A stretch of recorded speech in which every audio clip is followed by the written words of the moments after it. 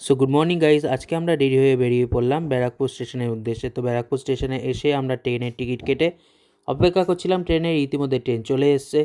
ট্রেনে ওঠার পর আমরা নৈহাটি স্টেশনে নেমেই আমরা এসকেলেটার দিয়ে উঠে গেছিলাম ব্রিজ থেকে আমরা 1 নম্বর প্ল্যাটফর্ম দিয়ে নেমে বড়মার মন্দিরের দিকে চলে যাচ্ছিলাম ট্রলি ব্যাগের উদ্দেশ্যে। হ্যাঁ, আজকে আমরা স্যারের বাড়ি না গিয়ে আজকে আমরা এসেছি ট্রলি ব্যাগ কিনতে নৈহাটিতে। তো ট্রলি ব্যাগের দোকানের সামনে আমরা চলে এসেছি, তোমরা দেখতে পাচ্ছ।